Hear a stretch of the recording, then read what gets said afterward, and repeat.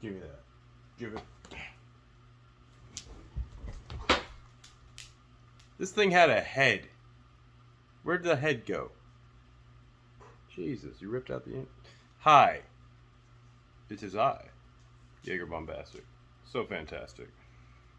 And Happy New Year to all of you that are watching.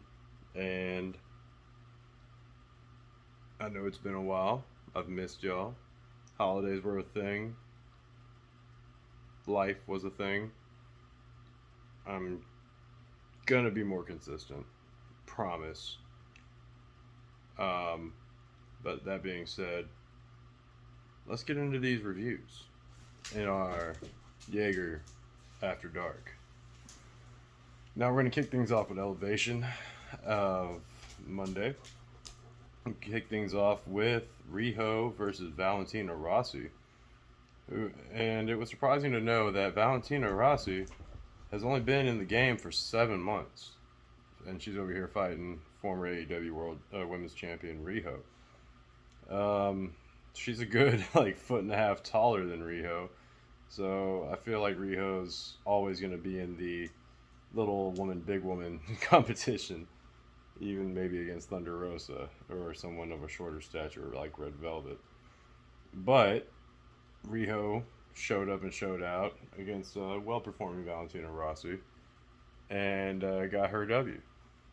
After that, we had Andrade El Idolo versus JP Harlow.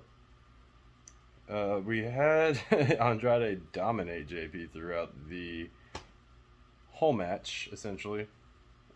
And he pulled out a finisher that I am either seeing for the first time or this was his first time using it. But he called it La Muerta. And it's pretty much like a bow and arrow, like armbar. But he gets them back here and then he stretches the other arm. Anyways, I'm done trying to mimic it. Maybe I can try it on Loki, but I don't think you bend that way, but yeah, he got his submission finish. After that, we had the 0-3 Megan Bayne and go up against Layla Gray, who is 0-10. Megan Bayne got a full-on entrance in this match, doing a whole Greek goddess thing. Had 2 attendants to her, came out in the all white like traditional Greek gear, and from the second she started coming out, I was like, oh, she must be getting her W. And lo and behold, I was right. She had a great match with her whole persona. Did a little flexing on him, but still knocked it out. Got it done. Now 1-3 Megan Bayne. Following that, we had Scorpio Sky go up against Ray Jazz. And, you know, Mr. Man of the Year had some company in the form of one Adam Lambert of American Top Team, who, for a guy that hates wrestling, seems to be all about the wrestling of Scorpio Sky in the Men of the Year. But, you know, they supposedly train with him, so you gotta support your boys, I guess. Scorpio Sky showed up and showed out as he usually does. Looked great doing it. Got his TKO victory. Had a whole thing where Lambert came out. Freaking, we got his arm raised too. Shirt showed up a little bit. Paul White was quick to mention, hey man, this is a kid show. A little funny, but eh. On to the next thing, which was Silver and Reynolds of the Dark Order, featuring -1, go up against Mike Orlando and Shane Stetson. And I don't know why, but they were going superhero pun after superhero pun in the commentary. It was actually pretty funny. And, I mean, it was a super finish for a super stable. But it was a dark night for Orlando and Stetson, who took their loss to Silver and Reynolds. After that, we had a debuting, this name should sound familiar, Jake Atlas, go up against Serpentico. Um, yeah, this is honestly is a newly refreshed, revived person that was pretty vanilla throughout NXT. Like Jake Atlas had a whole intro, rocking shiny gear. Like as the light hit him, he was like a disco ball almost because the light was just shimmering off of his whole jacket, everything. I mean, dude looked good and performed better. He had this amazing finisher where he does a cartwheel on the top rope into a DDT. The coordination has me worried. Not because it wasn't well coordinated, but God forbid he ever slips one day. That could just be a disaster. But no, very, very well done on Jake Atlas debuting as Serpentico. It was nice to see Serpentico in a match where he didn't get used and abused by Luther. After that, we had Sky Blue, cutie, go up against Angela Risk, the twerk machine. Um, and lo and behold, Angela Risk twerked her way through some of the match and was loud and very energetic with the crowd. I feel like she's going to be sticking around. But Sky Blue got herself into a full Nelson, into a face slam on Angela Risk, and got her a W that way. I see good things for Sky Blue. She does well.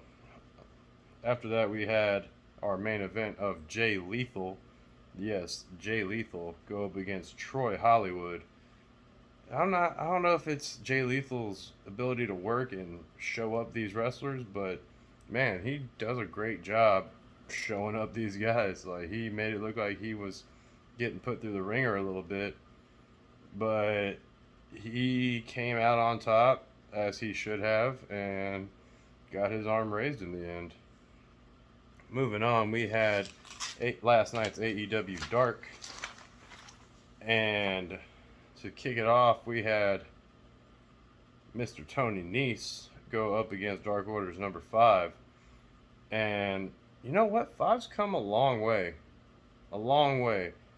since when he started here at AEW. He's got the confidence, doesn't need to rock the mask anymore. He shows up and shows out for every match he's been in. And against Tony Nese, I was honestly wondering if Five was going to win, because Tony Nese has been squashing his opponent until now. So good shit, Five, but unfortunately he took the L. Tony Nese really had to endure a challenge, but got his W. After that, we had another Dark Order member in Anna Jay go up against, and this is an interesting name, Dream Girl Ellie, who did not act very much like a Dream Girl. She had a very serious look on her face for most of her match, and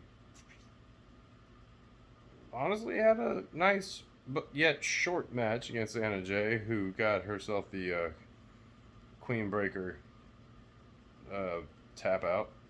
There's the word I was looking for. Following this, we had the Gun Club go up against Rolando Perez, Austin Green, and Donnie Primetime.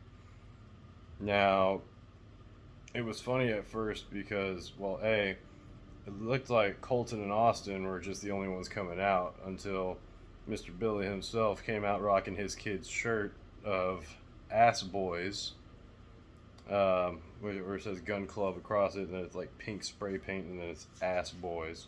You know, shout out to his former WWE name of being an ass man. And there was some confusion to start things off because both Austins were in the ring, and the crowd was cheering Austin, and Austin Gunn's out there like, who? Me? Him? Which one are you cheering for? But there was another little funny spot where Austin gets Colton in for the hot tag, does the corner to corner attack on Rolando, and then in order to get out of the way, dives at the other corner. Just dives, just flat out. There's nobody there, just dives. to where even the commentary was like, what? But they pull out a W and remain undefeated as a trio. After that, we had Marina Shafir, though, go up against Valentina Rossi, who was putting in her work, but got worked on because Marina Shafir also got her first AEW win against her, and honestly looked good doing it. Following that, we had Bobby Fish go up against, honestly, one of my dark favorites in Ryzen. Found out, I don't know if I just hadn't been paying attention, but found out Ryzen is literally a Florida man. And, I mean, the look matches the location. But Bobby Fish got his head kick finisher and took his W1-2-3. After that, we had more trios action with Layla Hirsch, Chris Statlander, and Red Velvet, though, go up against Renee Michelle, Sophia Castillo, and Marina Tucker. Honestly, they were like the big hair team in those three, on the latter three. Taz was commenting how he had some hair like that back in the day. But it was an odd pairing with Chris Statlander and Layla Hirsch, seeing as they went up against each other in the women's tournament. And it looks like Layla Hirsch is still a little bit salty about that because she was A, glory hungry, and B, just hot tagging herself, or tagging herself in general, while Statlander was the one in the ring, which led to Red Velvet being the one getting beaten up on by the other three women. And she was not very happy about that toward the end. However, Chris Statlander gets her finisher off and is going for the pin, but is up against the ropes for a second. Layla Hirsch gets a quick tag, blind tag, and then goes for her armbar finisher, gets the tap out, takes the W, acts like she did a lot of work, where it was mainly Red Velvet getting worked on. But good match otherwise, tells a little story. Let's see where this goes between Layla Hirsch and Stat. Following this, we had the Acclaimed go up against Blanco Loco and Axton Ray, who actually had some matching ring gear. So I'm not sure if they had been running around in the indies or what, but honestly, they did good work against the Acclaimed. Like, you'd think it being on Elevation or Dark that these guys just come in, do a few minutes, and then get their W. But no, they put the Acclaim through some time. But Acclaim nonetheless still get a mic drop combo pin. Following that, we had another women's match in Jamie Hayter and Maddie Renkowski. Very solid match. Maddie looked very tough going up against a bigger opponent like Jamie Hayter. Not sure if Jamie got to Daly's place late or what, but looks like she kind of rushed out there, had a little less time to do her makeup, and I'm saying it's honestly a good look for her. But I'm a fan of less makeup rather than more, and this is an industry where more makeup seems to be the dominating look. So, hey, it was a good look though, Jamie. Following this, we had a familiar guy on AEW by the name of Chandler Hopkins go up against, unfortunately, Dante Martin. But Chandler Hopkins took an early lead on Dante, calling himself the best high flyer in AEW. But Dante soon enough showed up and showed out against Chandler and got his, was it nosedive, or I'm not sure what the move was called, but the one where he jumps on the top ropes, does the backflip, gets the pin, and took that win against Chandler Hopkins. Following that, we had Sammy Guevara have a heck of a match against Dragon Gate's Ho Ho Lun, and damn, good match. Like, really showed up Dragon Gate. Maybe I was wondering like where the hell they had been for a little bit, but I'm glad to see that there's some talent from there coming back to AEW to get some time in.